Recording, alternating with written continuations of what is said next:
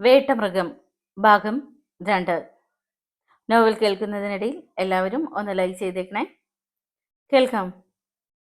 എത്ര നേരം ബോധം കെട്ട് കിടന്നുവെന്നറിയാതെയാണ് ശിവപ്രസാദ് കണ്ണു തുറന്നത്. അപ്പോൾ അടുത്ത മുറിയിലെ വെളിച്ചം ലോക്കപ്പിലേക്ക് പാളി വീഴുന്നുണ്ടായിരുന്നു. അവൻ കൈകുത്തി എഴുന്നേറ്റിരുന്നു. അടിവയറ്റിൽ കഠിനമായ വേദന. ഹോ, എന്തൊരു ഇടിയായിരുന്നു!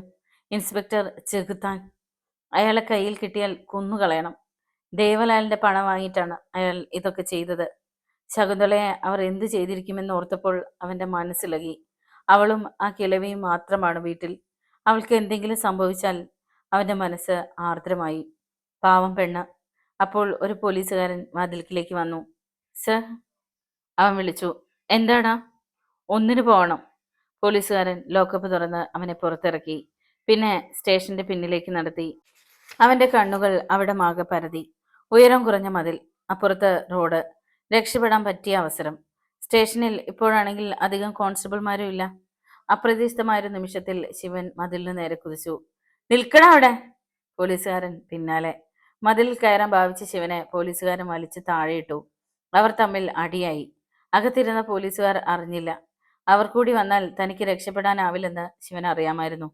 ശിവൻ ഒരു സെക്കൻഡ് കൊണ്ട് പോലീസുകാരന്റെ മുടിക്ക് കുത്തിപ്പിടിച്ച് മതിലിലേക്ക് ആഞ്ഞടിച്ചു. പോലീസുകാരനിൽ നിന്ന് അടക്കിയ ഒരു സ്വരമുയർന്നു. അയാളുടെ ശിരസിന്റെ പിൻഭാഗം തകർന്ന് ചോരയൊഴുകി. ശിവൻ പിടിവിട്ടു. പോലീസുകാരൻ കണ്ണു തുറച്ച് താഴേക്ക് നിറങ്ങി വീണു.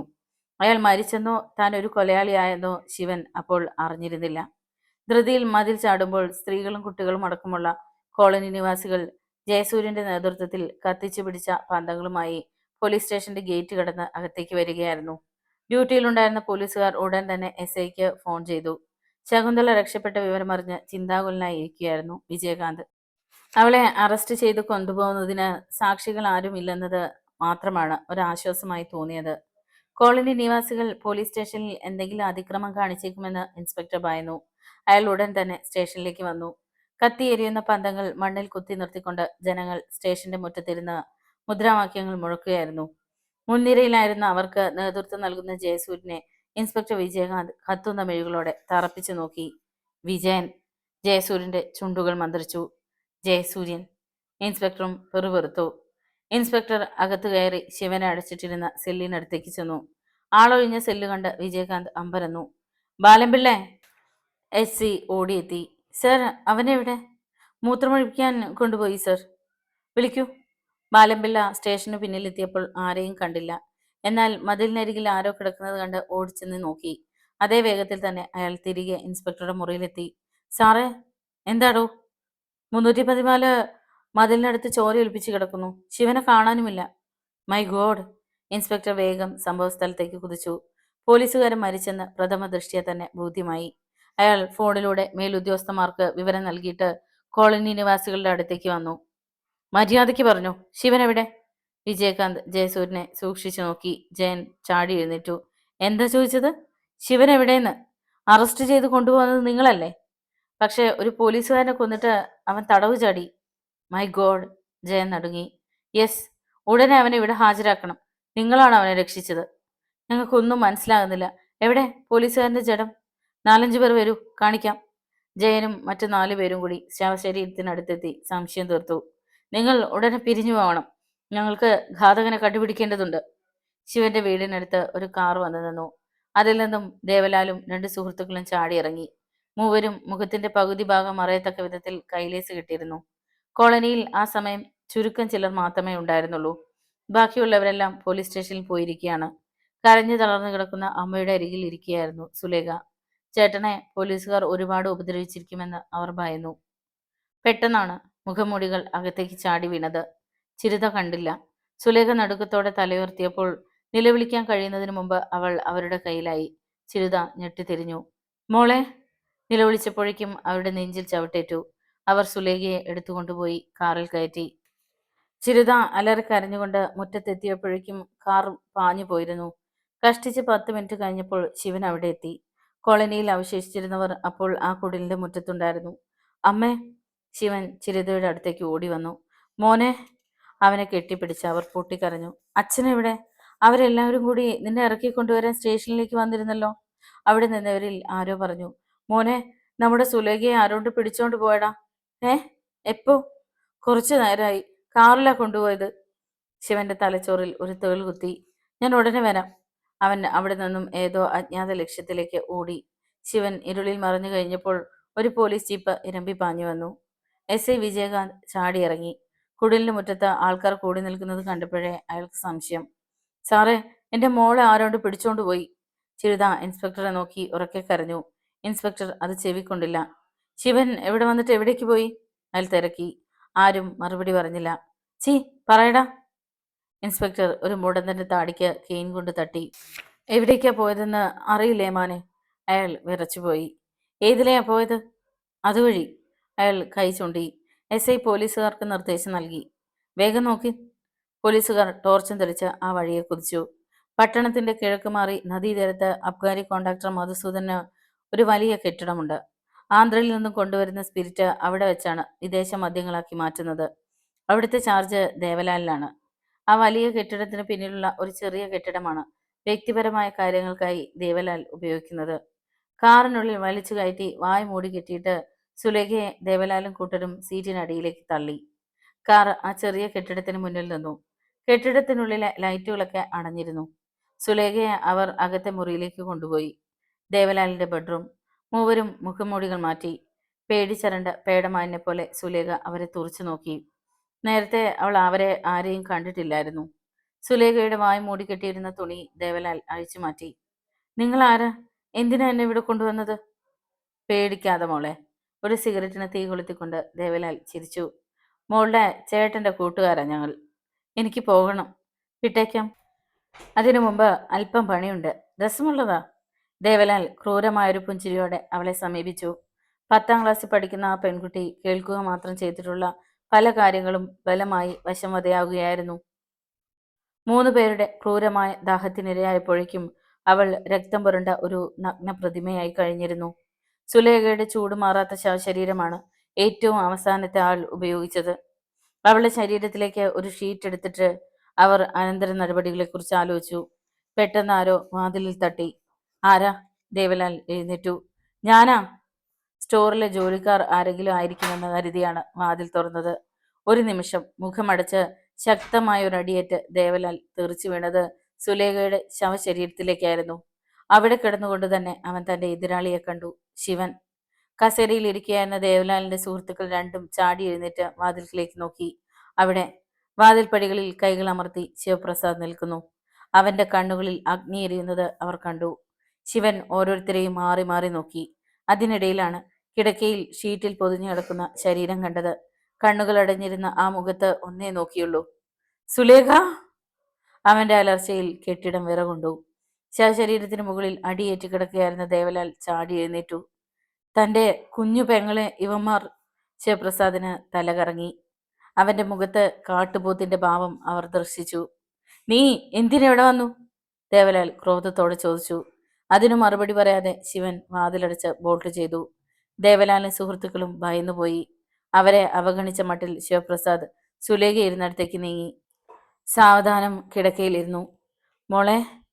മെല്ലെ ശിരസ് കുലുക്കി വിളിച്ചു. അനക്കമില്ല. അവൻ അവളുടെ നെറ്റിയിലും കവിളത്തും കൈവച്ച് നോക്കി. അവിടം ഐസ് പോലെ തണുത്തിരുന്നു. ശിവന്റെ തലച്ചോറിൽ ഒരു സ്ഫോടനം നടന്നു. സുലേഖ മരിച്ചു. നിന്നെയൊന്നും ഞാൻ ജീവനോടെ വിടില്ലടാ. എന്റെ കുഞ്ഞു പെങ്ങളുടെ ജീവന് നീയൊക്കെ സമാധാനം പറഞ്ഞേ മതിയാകൂ. പറച്ചിലും അടിയും ഒന്നിച്ചായിരുന്നു. ദേവലാലിന്റെ വായിൽ നിന്നും ഒരു പല്ല് തെറിച്ചുപോയി. ആ സമയത്ത് ശിവനെ എതിർക്കുവാൻ അവർക്ക് കഴിഞ്ഞില്ല. 3 പേരുണ്ടായിട്ടും അവർ പതറി. ശിവപ്രസാദ്, പ്ലീസ്, ഒന്നും ചെയ്യരുത്. ഒരുവൻ തൊഴുകയോടെ യാചിച്ചതും ശിവപ്രസാദ് അവന്റെ നെഞ്ചിൽ ആഞ്ഞു ചവിട്ടിയതും ഒന്നിച്ചു കഴിഞ്ഞു. ശിവൻ കലിയോടെ ദേവലാലിനെ അടിച്ചു തീർപ്പിച്ചു. മൂന്നാമന്റെ വലതു കൈയിലെ 2 വിരലുകൾ ഒടിച്ചു കളഞ്ഞു. 3 പേരുടെ ആർത്തനാദങ്ങൾ മുറിയിൽ ഉയർന്നു. ശിവൻ ഒരു കസേരയെടുത്ത് അവരുടെ പുറത്തടിച്ചു. ഒരുവന്റെ തല പൊട്ടി ചോരയൊഴുകി. എന്നിട്ടും അടി നിർത്തിയില്ല. ആ തടി കസേര ഒടിയുന്നതുവരെ അടി തുടർന്നു. ഒന്നിനെയും ഞാൻ ജീവനോടെ വിടില്ലടാ, ശിവൻ അലറി. പക്ഷേ ദേവലാൽ ഒടിഞ്ഞു കിടന്ന കസേരക്കാൽ കൊണ്ട് ശിവന്റെ തലക്കടിച്ചു. അവനിൽ നിന്നും വല്ലാത്തൊരു ആർത്തനാദം ഉയർന്നു. അടിയേറ്റ ഭാഗത്ത് കരമമർത്തിയപ്പോൾ കൈവിരലുകൾ നനച്ചുകൊണ്ട് ചോര കിനിഞ്ഞു വന്നു. ശിവൻ മുന്നോട്ട് കമിഴ്ന്നു വീണു. പിന്നെ ചലിച്ചില്ല. ദേവലാലിന്റെ ഒരു സുഹൃത്തും ബോധമില്ലാതെ രക്തത്തിൽ കുളിച്ച് കിടക്കുകയായിരുന്നു. എന്തു ചെയ്യണം? ശേഷിച്ച കൂട്ടുകാരൻ ദേവലാലിനെ നോക്കി. ഇവൻ ഒരു പോലീസുകാരനെ കൊല ചെയ്തിട്ടുണ്ട്. എസ്.ഐയോട് ആലോചിച്ച് വേണ്ടത് ചെയ്യാം. ദേവലാൽ അലമാര തുറന്നു. ഒരു കുപ്പി വിസ്കി എടുത്ത് വായിലേക്ക് കമഴ്ത്തി. ജയസൂര്യനും സംഘവും കോളനിയിൽ തിരിച്ചെത്തിയപ്പോഴാണ് സുലേഖയെ തട്ടിക്കൊണ്ടുപോയ വിവരമറിയുന്നത്. അവന്റെ മനസ്സിൽ അപ്പോൾ തെളിഞ്ഞു വന്നത് ദേവലാലിന്റെ രൂപമായിരുന്നു. ശകുന്തളയും അവർ ആക്രമിച്ചെന്നു വരാം. ഏതായാലും ദേവലാലിന്റെ താവളം കണ്ടെത്തുകയാണ് വേണ്ടത്. പക്ഷേ നേരം പുലരുവോളം അന്വേഷിച്ചിട്ടും യാതൊരു തുമ്പും കിട്ടിയില്ല. 7 മണിയായപ്പോൾ ജയസൂര്യൻ ശകുന്തളയുടെ വീട്ടിലേക്ക് ചെന്നു. വാതിൽ തുറന്നു കിടക്കുന്നു. പുറത്തെങ്ങും അവളെ കണ്ടില്ല. ശകുന്തളെ! വരാന്തയിലേക്ക് കയറുന്നതിനിടയിൽ അവൻ വിളിച്ചു. പ്രതികരണമുണ്ടായില്ല. മറുപടി കിട്ടാതെ വന്നപ്പോൾ അവൻ അയൽവീട്ടുകാരോട് തിരക്കി. ശകുന്തളയ്ക്ക് കൂട്ടുകിടക്കുവാൻ വരാറുണ്ടായിരുന്ന കിഴവിത്തള്ള ആശുപത്രിയിൽ നിന്നും വന്നു ചേർന്നതേയുള്ളൂ. എനിക്ക് അറിയത്തില്ല കുഞ്ഞെ, ഞാൻ ആശുപത്രിയിൽ നിന്ന് വന്നതേയുള്ളൂ. അവൾ ഇത്ര രാവിലെ എവിടെ പോകാനാ? തള്ളയ്ക്കും സംശയം. ജയൻ വീണ്ടും ശകുന്തളയുടെ വീട്ടിലെത്തി. തുറന്നു കിടന്നിരുന്ന വാതിൽക്കൽ തറയിൽ വീണു കിടക്കുന്ന മണ്ണെണ്ണ വിളക്ക്. ചാണകം മെഴുകിയ തറയിൽ എണ്ണ പടർന്നിരിക്കുന്നു. അവന്റെ നെറ്റിയിൽ ചുളിവുകൾ ഉയർന്നു. എന്തോ സംഭവിച്ചിട്ടുണ്ടെന്നത് വ്യക്തം. ജയസൂര്യൻ റോഡിലേക്ക് പ്രവേശിക്കുമ്പോൾ എതിരെ വന്ന മധ്യവയസ്കയായ സ്ത്രീ പുഞ്ചിരിച്ചു. ശകുന്തളയുടെ വീട്ടിൽ പോയതാണോ? അവർ തിരക്കി. അതെ. അവൾ ഇങ്ങ് വന്നോ? ഇല്ല. എവിടെ പോയതാണെന്ന് അറിയാമോ? രാത്രിയിൽ പോലീസുകാർ അവളെ പിടിച്ചുകൊണ്ടുപോയെന്ന് എൻ്റെ ഭർത്താവ് പറഞ്ഞു. ഏ? ജയസൂര്യന് അത് പുതിയ അറിവായിരുന്നു. പോലീസ്? അവർ എന്തിനു ഇവിടെ എത്തണം? ഒരുപക്ഷെ ശിവപ്രസാദിനെ തിരക്കി വന്നതാവുമോ? അപ്പോൾ ആ സ്ത്രീ തുടർന്നു. അത് ഞാൻ സിനിമയ്ക്ക് പോയിട്ട് വന്നതാ. അപ്പോഴാണ് അവളെ വലിച്ച് ജീപ്പിൽ കയറ്റുന്നത് കണ്ടത്. പുള്ളിക്കാരൻ ഓടിക്കളഞ്ഞു. പോലീസുകാരല്ലേ, നോക്കി നിൽക്കാൻ ആര് പറഞ്ഞുവെന്ന് ചോദിച്ചാവും ഇടി. അപ്പോ സമയം എന്തായി കാണും? 10 മണിയായി കാണണം. സ്ത്രീ നടന്നുപോയി. ജയസൂര്യൻ ധരിച്ചു നിന്നു. ഇൻസ്പെക്ടർ വിജയകാന്തിന്റെ മുഖം മനോമുകുരത്തിൽ തെളിഞ്ഞു. അയാൾ അത്ര നല്ലവനല്ല. സുന്ദരികളായ സ്ത്രീകൾ അയാളുടെ ബലഹീനതയാണെന്ന് പറഞ്ഞു കേട്ടിട്ടുണ്ട്. എന്തു വേണം? ജയൻ വേഗം ഇല്ലത്തേക്ക് നടന്നു. അടർന്നു വീഴാറായ ചുറ്റുമതിലുള്ള ഒരു തുണ്ടു ഭൂമിയിൽ പഴയൊരു നാലുകെട്ട്. ഉമ്മർത്തിരുന്ന ഓട്ടുകണ്ടിയിൽ നിന്നും വെള്ളമെടുത്ത് കാല് കഴുകി. ജയസൂര്യൻ പൂമുഖത്തേക്ക് കയറി. ചാരുകസേരയിൽ വിഷ്ണു നമ്പൂതിരി ഉണ്ടായിരുന്നു. ജയസൂര്യന്റെ അച്ഛൻ. വിട്ടുമാറാത്ത ചുമയാണ്. വൈദ്യന്റെ കഷായത്തെ മാത്രം ശരണം പ്രാപിച്ചിരിക്കുന്ന വൃദ്ധ ബ്രാഹ്മണൻ. അച്ഛനെ കണ്ടപ്പോൾ ജയൻ മുണ്ടിന്റെ മണക്കഴിച്ചിട്ടു. നീ ഇന്നലെ രാത്രിയിൽ എവിടെയായിരുന്നു കുട്ടിയെ? വിഷ്ണു നമ്പൂതിരിയുടെ ശബ്ദം. ജയൻ നിന്നു. പക്ഷെ ഒന്നും പറഞ്ഞില്ല. നാം പലതും കേട്ടിരിക്കണു. ഇപ്പോ ഉറക്കം പുലയക്കുടിയിലായോ? ആഢ്യത്വവും പോയി. ഒരു തൊണ്ട് ഭൂമിയും ഇല്ലവും മാത്രം ബാക്കിയായിട്ടും അയിത്തം ഉപേക്ഷിക്കാൻ പറ്റില്ലെന്ന് വന്ന ജയസൂര്യന്റെ ശബ്ദത്തിൽ വെറുപ്പ് നിഴലിച്ചു. നമുക്കൊരു അത്യാവശ്യം വന്നപ്പോൾ സഹായിക്കാൻ ആ പുലയ കിടാത്തിമാരെ ഉണ്ടായിരുന്നുള്ളൂ. വേണ്ടപ്പെട്ടവരൊക്കെ കണക്ക് പറഞ്ഞ് നുള്ളി പകുത്തുകൊണ്ട് പോയില്ലേ? വിഷ്ണു നമ്പൂതിരിയുടെ നാവടഞ്ഞു.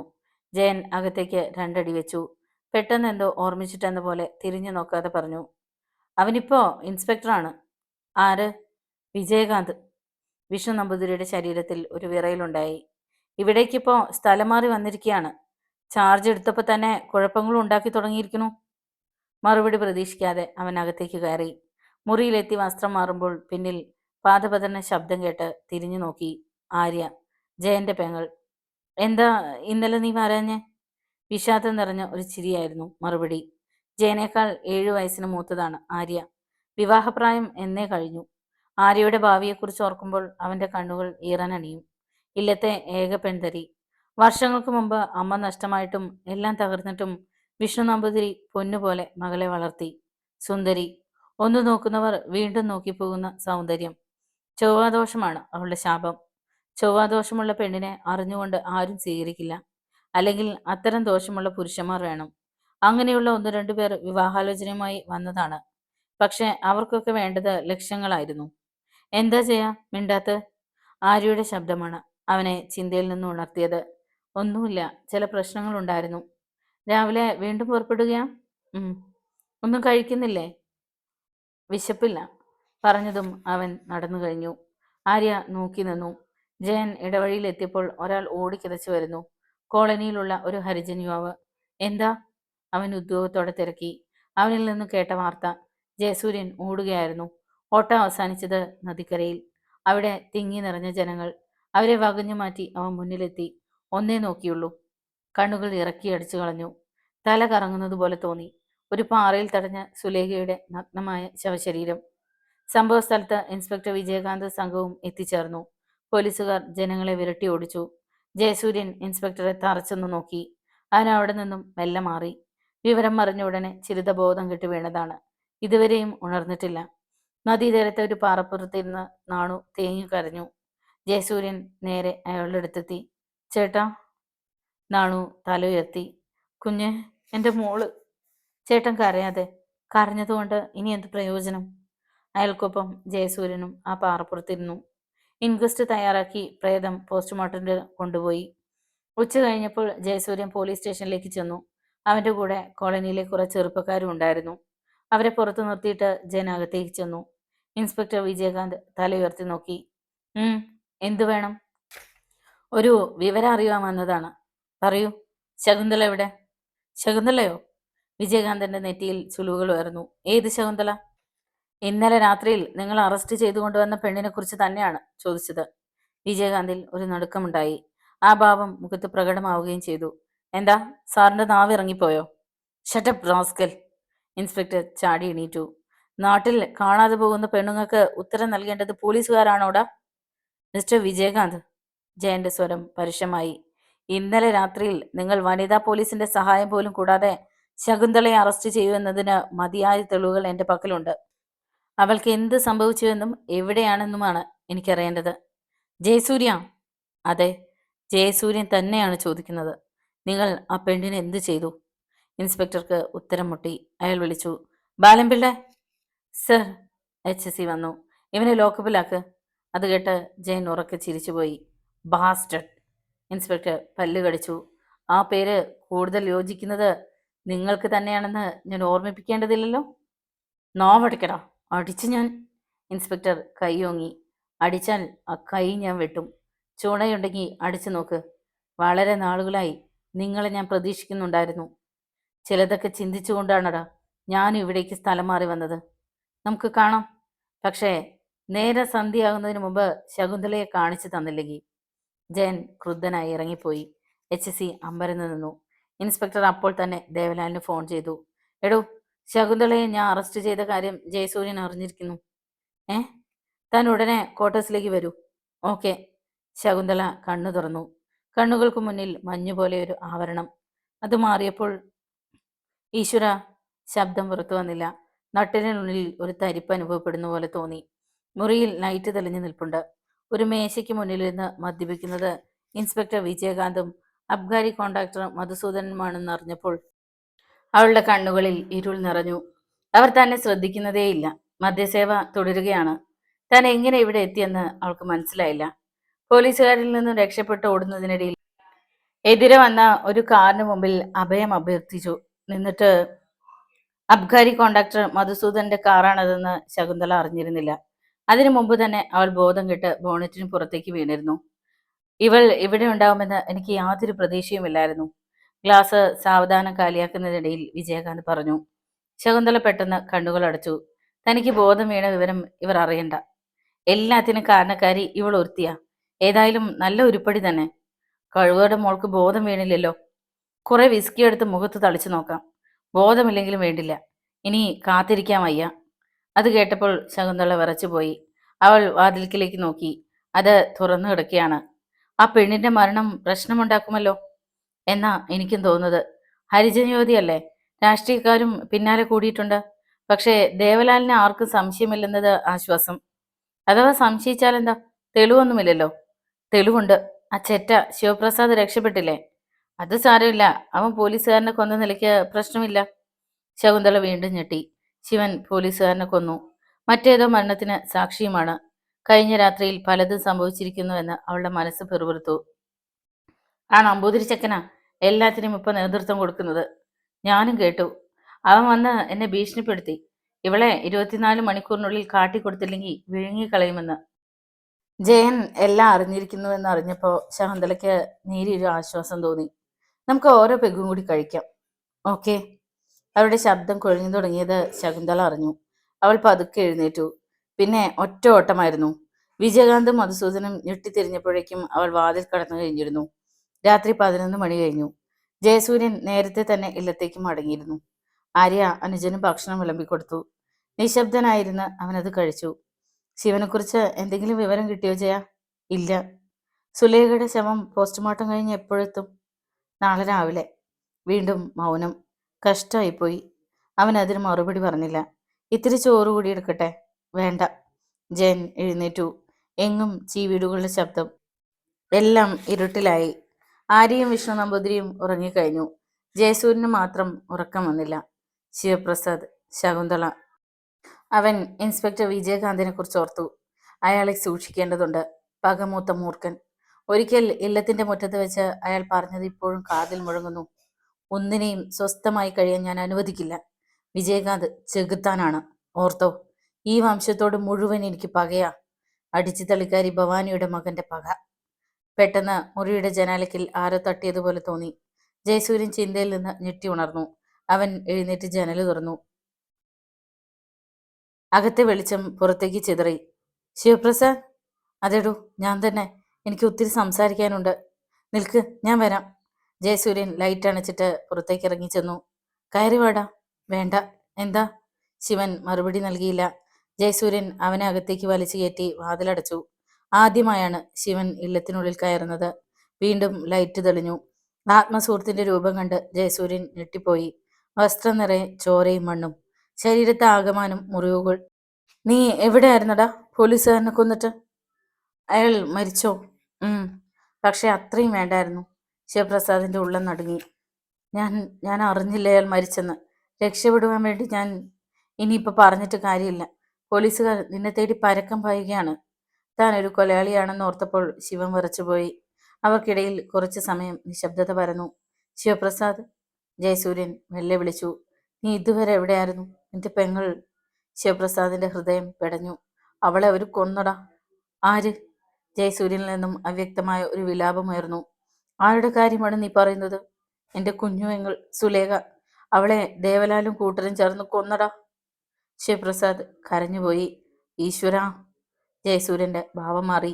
അയാൾ പല്ല് കടിച്ചു. അവന്മാർ എന്നെയും പോലീസിൽ ഏൽപ്പിക്കാൻ വേണ്ടി ഒരു മുറിയിൽ അടച്ചിരുന്നതാണ്. ഒരു വിധേന എനിക്ക് അവിടെ നിന്ന് രക്ഷപ്പെടുവാൻ കഴിഞ്ഞു.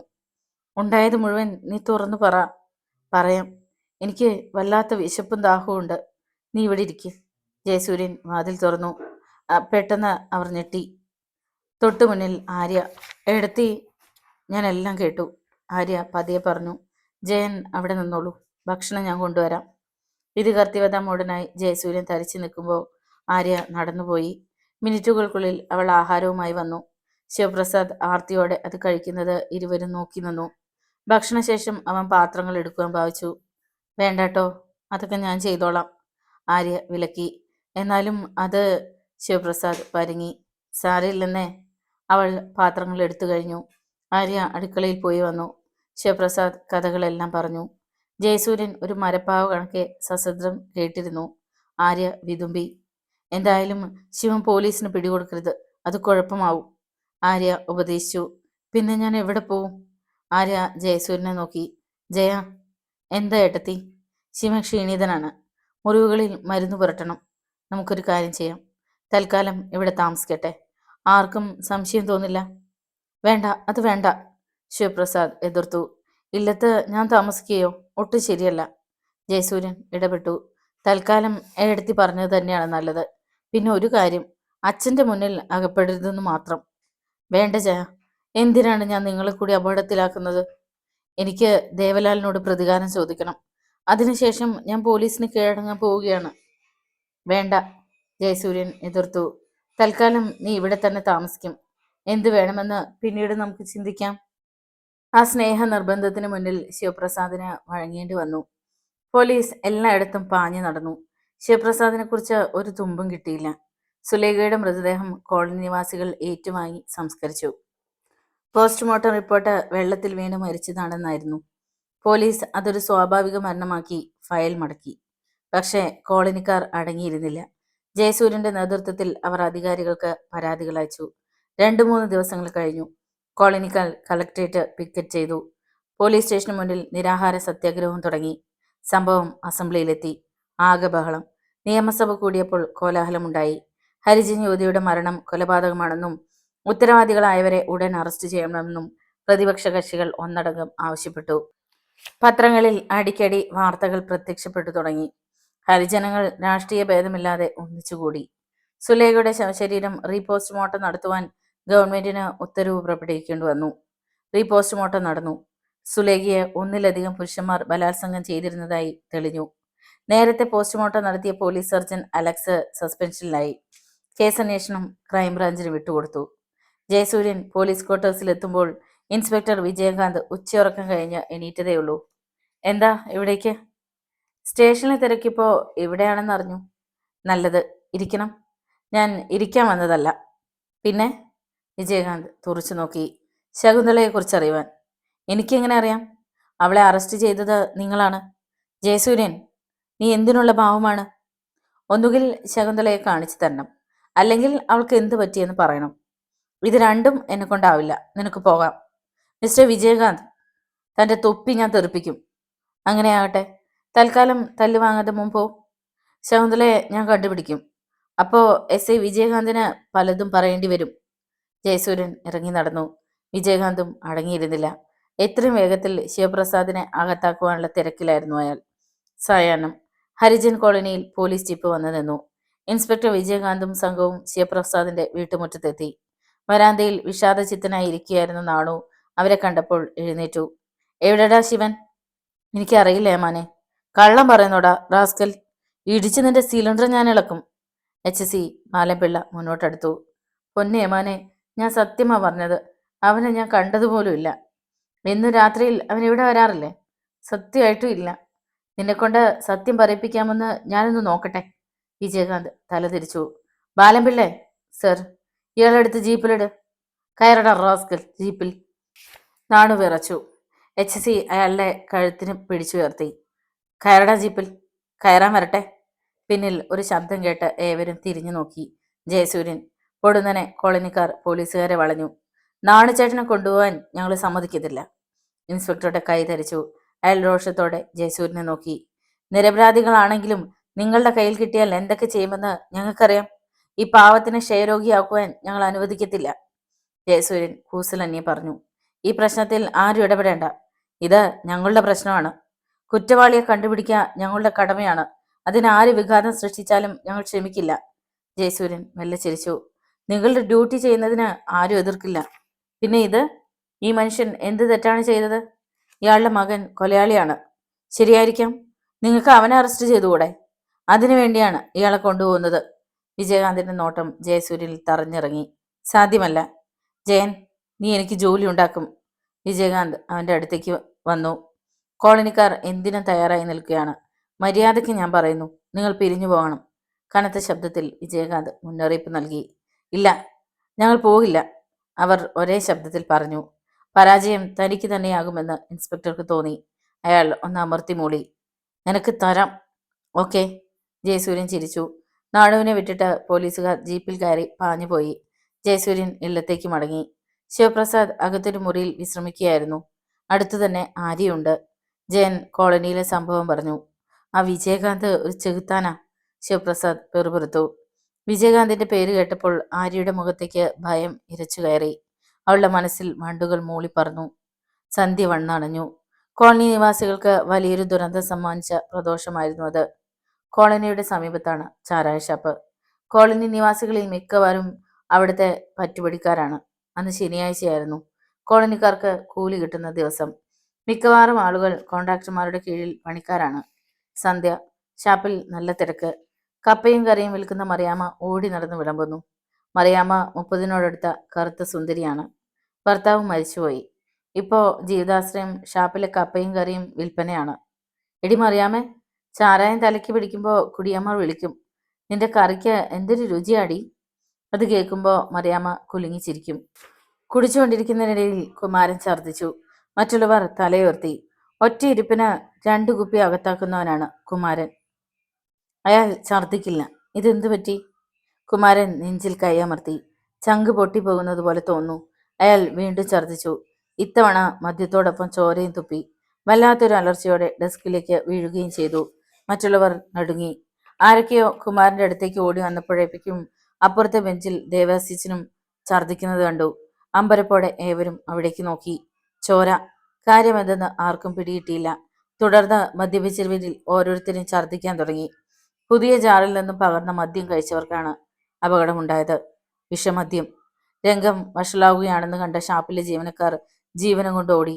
ഒപ്പം മറിയാമ്മയും. ഷാപ്പിൽ ബഹളം. കോളനിക്കാർ ഓടിക്കൂടി. 50ഓളം പേരുടെ ശവശരീരങ്ങൾ. ആരോ മധുസൂദനൻ മുതലാളിയെ വിവരം അറിയിച്ചു. അയാൾ ഉടനെ പോലീസ് സ്റ്റേഷനിലേക്ക് ഫോൺ ചെയ്തു. 15 മിനിറ്റിനുള്ളിൽ ഇൻസ്പെക്ടർ വിജയകാന്തും സംഘവും ആംബുലൻസുമായി പാഞ്ഞെത്തി. ഷാപ്പും പരിസരവും ജനനിബിഡമാണ്. അവരെ അകറ്റി അകത്തേക്ക് കയറുവാൻ പോലീസിന് വളരെ പ്രയാസപ്പെടേണ്ടി വന്നു.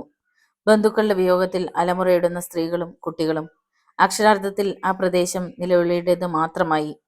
മൃതശരീരങ്ങൾ ആംബുലൻസിൽ ഹോസ്പിറ്റലിലേക്ക് അയച്ചു. വിവരമറിഞ്ഞ് ജയസൂര്യൻ ഓടിയെത്തി.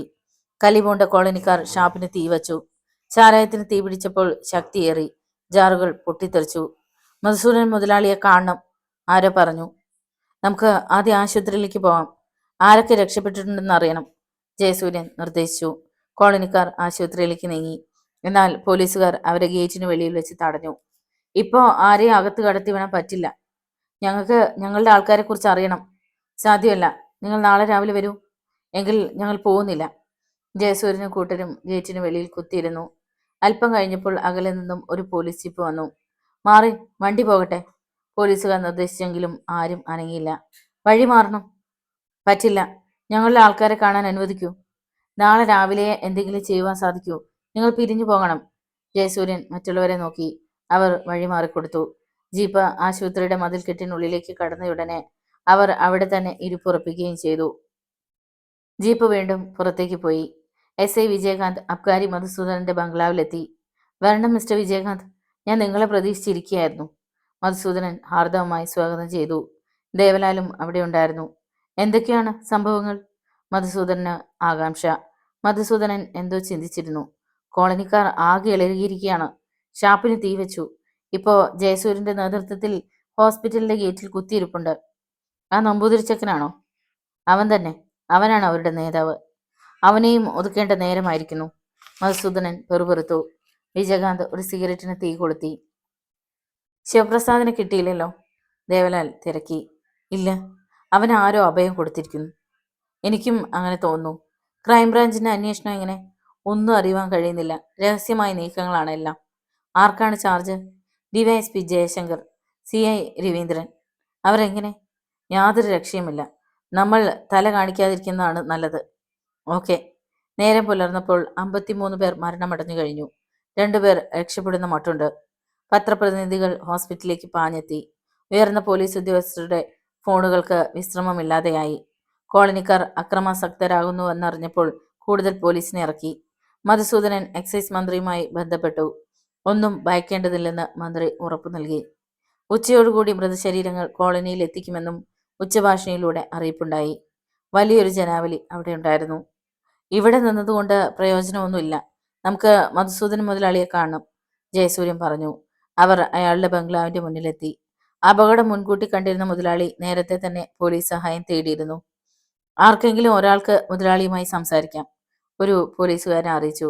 അതനുസരിച്ച് ജയസൂര്യൻ മധുസൂദനന്റെ മുന്നിലെത്തി. അയാൾ അവനെ ആപാദചൂടൻ നോക്കി.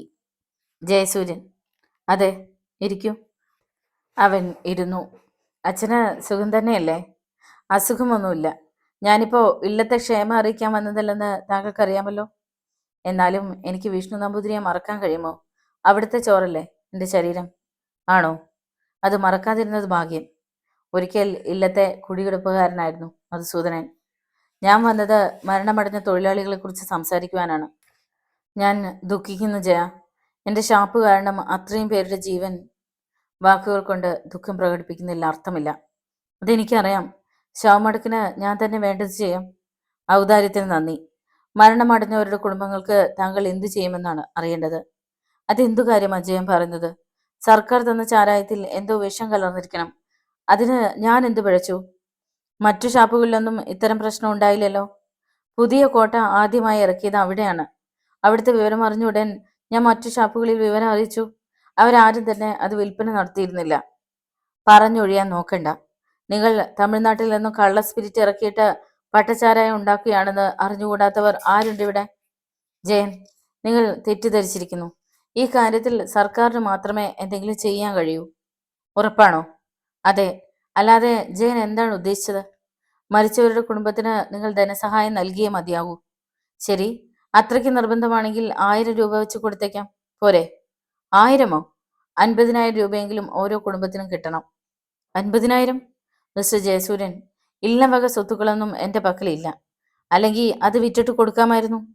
മധുസൂദനൻ, എന്താ സത്യമല്ലേ ഞാൻ പറഞ്ഞത്? ഷട്ടപ്പ്. ജയസൂര്യൻ മുന്നോട്ട് ആഞ്ഞിരുന്നു. ഇല്ല വക സ്വത്തിന്റെ എത്ര ഭാഗങ്ങൾ നിങ്ങളുടെ കൈവശമുണ്ടെന്ന കണക്ക് എന്നെ പഠിപ്പിക്കേണ്ട. അത് പോട്ടെ, നിങ്ങൾ ധനസഹായം നൽകിയേ മതിയാകൂ. സാധ്യമല്ല.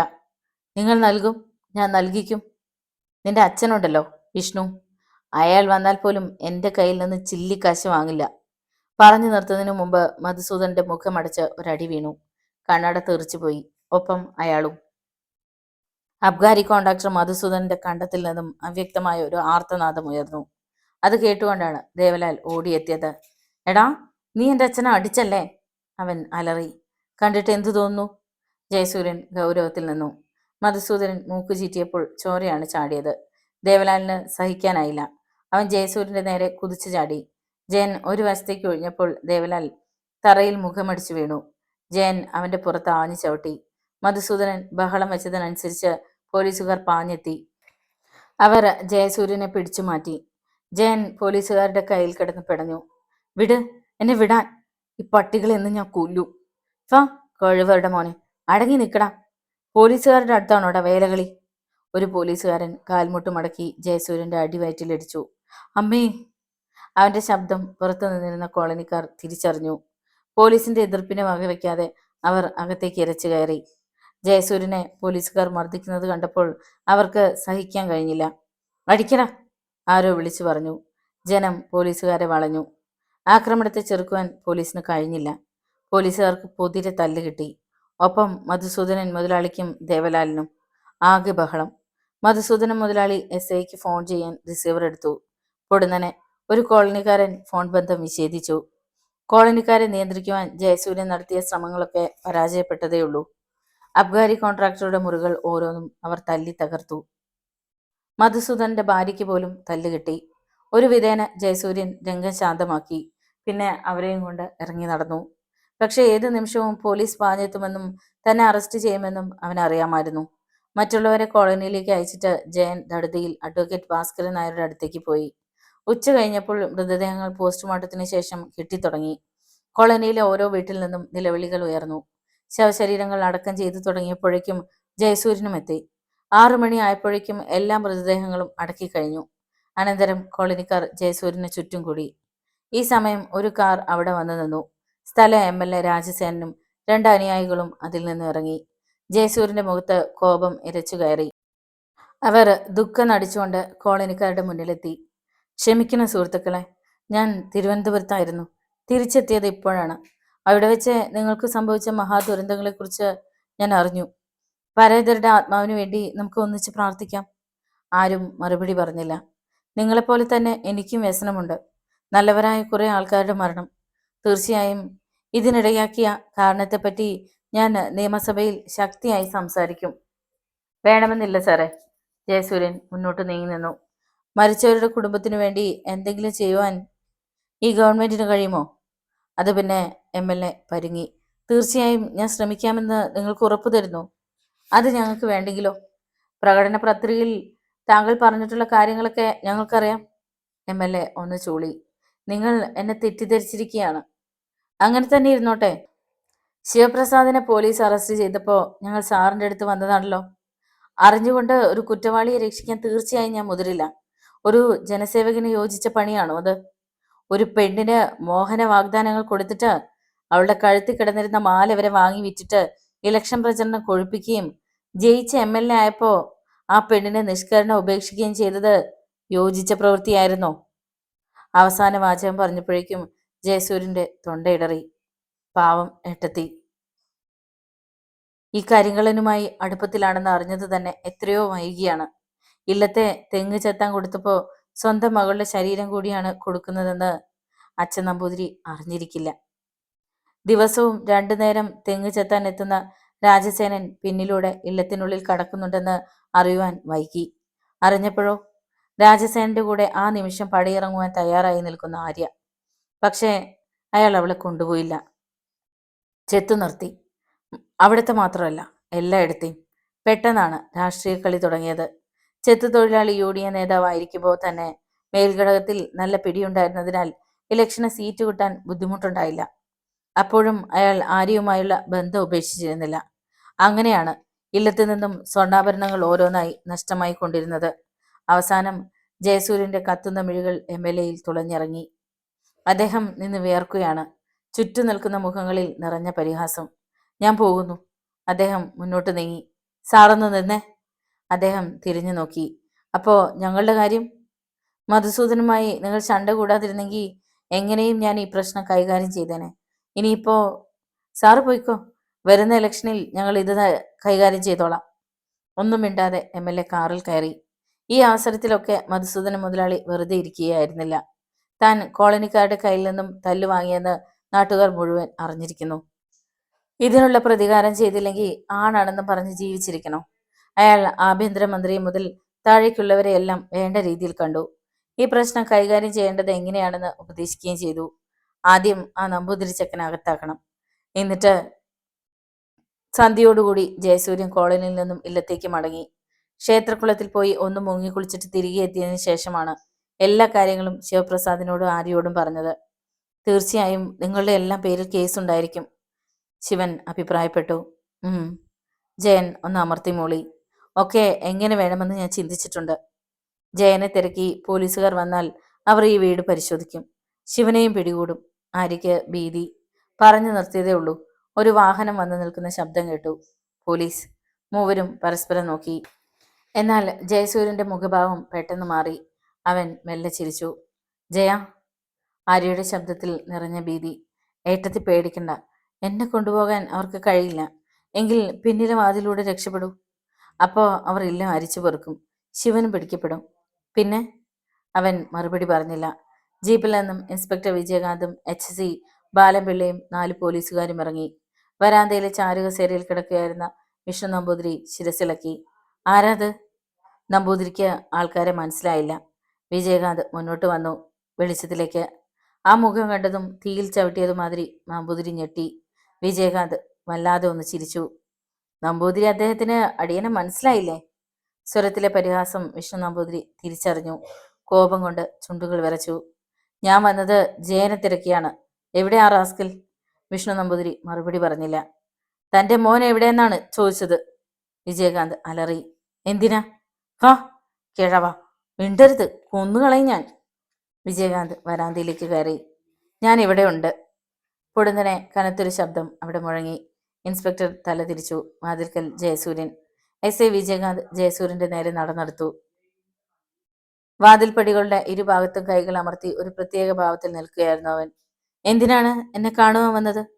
പതിഞ്ഞ ശബ്ദത്തിൽ ജയസൂര്യൻ തിരക്കി. You are under arrest. ഞാനോ? എന്താണ് സർ ഞാൻ ചെയ്ത തെറ്റ്? അബ്കാരി കോൺട്രാക്ടർ മധുസൂദനെയും അദ്ദേഹത്തിന്റെ മകനെയും മർദ്ദിച്ച് അവശനാക്കി. ഇരുവരും മരണത്തിൽ നിന്ന് കഷ്ടിച്ച് രക്ഷപ്പെടുകയായിരുന്നു. അത് കേട്ടതേ ജയസൂര്യൻ ഉച്ചത്തിൽ ചിരിച്ചു. ഷട്ടപ്പ്! ജയസൂര്യൻ ചിരി നിർത്തി. പിന്നെ ഗൗരവത്തിൽ ഇൻസ്പെക്ടറുടെ നേരെ 2 അടി നടന്നെടുത്തു. മിസ്റ്റർ വിജയകാന്ത്, ഞാൻ അവരെ മർദ്ദിക്കുക മാത്രമേ ചെയ്തുള്ളൂ. പക്ഷേ അവർ കാരണം 53 പേരുടെ ജീവനാണ് നഷ്ടമായത്. എന്നിട്ടെന്തേ അവരെ അറസ്റ്റ് ചെയ്തില്ല?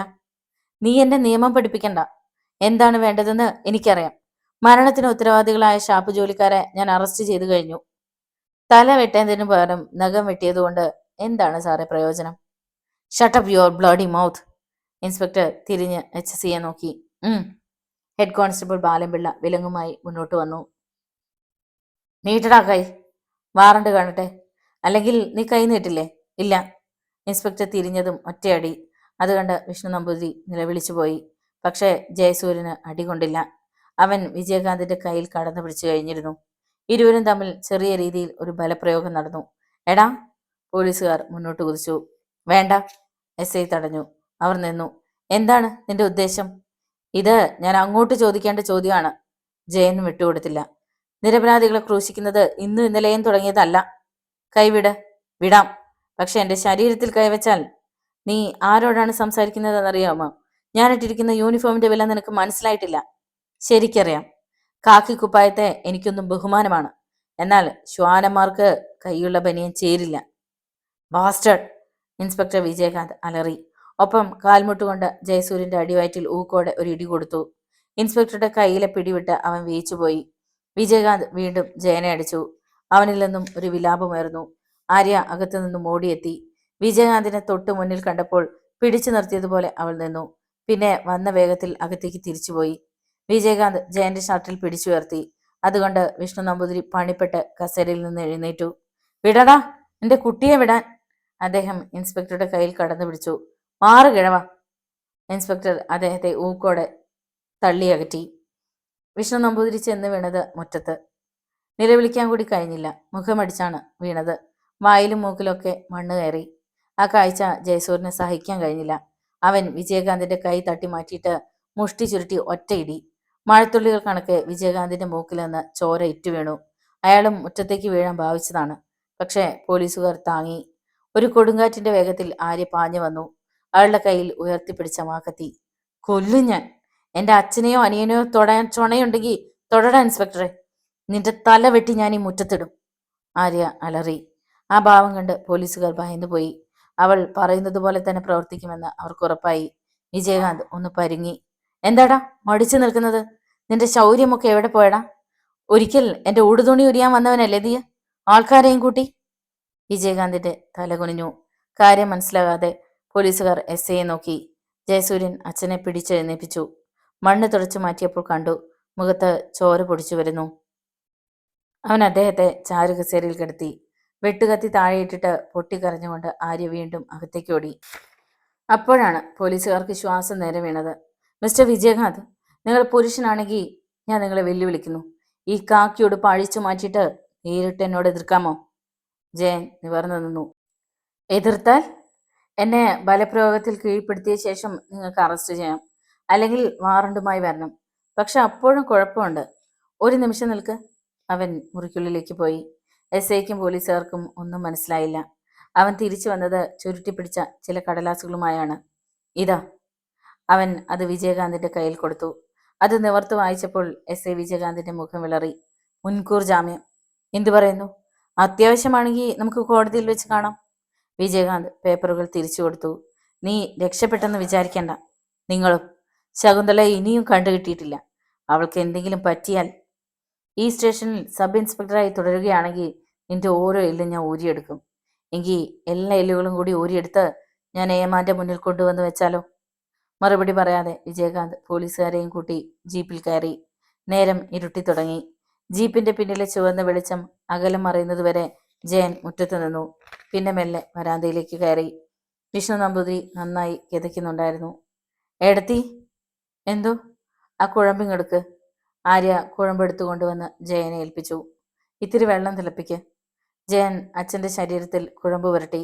പിന്നെ ചൂടുവെള്ളത്തിൽ തോർത്ത് മുക്കി പിഴിഞ്ഞ് ആവി പിടിച്ചു. മതി, വിഷ്ണു നമ്പൂതിരി പറഞ്ഞു. വയ്യാതിരിക്കുന്ന അച്ഛൻ എന്തിനാണ് ഇടയിൽ കയറിയത്? ഒരച്ഛന്റെ മനോവേദന നിനക്കറിയില്ലടാ. ജയൻ തലകുനിച്ചു. സുഹൃത്തും ഒന്നിച്ച് ബാറിൽ നിന്ന് പുറത്തേക്ക് വരികയായിരുന്നു ദേവലാൽ. ഇരുവരും നന്നായി മദ്യപിച്ചിരുന്നു. പൊടുന്നനെയാണ് ഡൈനിങ് റൂമിൽ നിന്നിറങ്ങി വന്ന ഒരു പുരുഷനിലും സ്ത്രീയിലും അവരുടെ കണ്ണുകൾ പതിഞ്ഞത്. ജയരാജൻ കൂട്ടുകാരന്റെ കൈക്ക് പിടിച്ചു നിർത്തി. എടാ, അത് അവളല്ലേ? അതേടാ. സംശയമില്ലല്ലോ? ഇല്ല. ഇളനീല സാരിയാണ് അവൾ ധരിച്ചിരുന്നത്. അത് ശകുന്തള തന്നെയാണെന്ന് അവർ വിശ്വസിച്ചു. അവളും അവരെ കണ്ടു. ആ കണ്ണുകളിൽ ഒരു നടുക്കമുണ്ടായോ? അവൾ കൂടെയുണ്ടായിരുന്ന മനുഷ്യനോട് എന്തോ മന്ത്രിച്ചു. അയാൾ അവരെ സൂക്ഷിച്ചു നോക്കി. പിന്നെ വേഗത്തിൽ അവളെയും കൂട്ടി പുറത്തു കടന്നു. വാടാ, അവളെ വിടരുത്. ദേവലാലും പിന്നാലെ പാഞ്ഞു. അപ്പോഴേക്കും അവർ ഒരു മാരുതി വാനിൽ കയറി. ശരം കണക്കെ പാഞ്ഞുപോയി. ദേവലാലും കൂട്ടുകാരനും തങ്ങളുടെ കാറിൽ കയറി. വാനിന്റെ പിന്നാലെ അത് കുതിച്ചു. എന്നാൽ നഗരത്തിലെ തിരക്കിനിടയിൽ മാരുതി വാൻ ഏതു വഴി പോയെന്ന് ഇരുവരും കണ്ടില്ല. നാശം. അവൾ രക്ഷപ്പെട്ടുവല്ലോ. സാരമില്ല. അവൾ ഈ പട്ടണത്തിൽ തന്നെ ഉണ്ടെങ്കിൽ നമ്മുടെ കസ്റ്റഡിയിൽ വീഴാതെ എവിടെ പോകാനാണ്? ഛേ, വാനിന്റെ നമ്പർ പോലും നോട്ട് ചെയ്യാൻ കഴിഞ്ഞില്ല. അവർ മറ്റൊരു വഴിക്ക് കാർ വിട്ടു. രാത്രി 12 മണി. ഇരുളിനെ കീറി മുറിച്ചുകൊണ്ട് കുറെ വാഹനങ്ങൾ ഗ്രാമത്തിലേക്ക് പാഞ്ഞുപോയി. മദ്യപിച്ച് മതോന്മത്തരായ പോലീസുകാർക്കൊപ്പം അബ്കാരി മധുസൂദനും ഉണ്ടായിരുന്നു. തന്നെ ആക്ഷേപിച്ച കോളനിക്കാരെ ഒരു പാഠം പഠിപ്പിക്കുന്നതും നേരിൽ കാണാനാണ് അയാൾ വരുന്നത്. പാവം കോളനിക്കാർ അത് പ്രതീക്ഷിച്ചതേയില്ല. വല്ലാത്ത ശബ്ദത്തോടെ വാഹനങ്ങൾ ഓരോന്നും കോളനിയിൽ ബ്രേക്ക് ചെയ്തു. നോവലിൻ്റെ തുടർന്നുള്ള ഭാഗങ്ങൾ കേൾക്കുവാൻ വേണ്ടി ചാനൽ സബ്സ്ക്രൈബ് ചെയ്യുക. നിങ്ങളുടെ വിലയേറിയ അഭിപ്രായങ്ങളും നിർദ്ദേശങ്ങളും കമൻറ്റ് ബോക്സിൽ രേഖപ്പെടുത്തുക. വീഡിയോ ഇഷ്ടമായാൽ ഒന്ന് ലൈക്ക് ചെയ്താൽ മറ്റു സുഹൃത്തുക്കൾക്ക് കൂടി ഷെയർ ചെയ്ത് നൽകുക. ഒന്ന് ഹൈപ്പ് ചെയ്യാനും മറക്കരുത്. വീണ്ടും കാണാം. നന്ദി.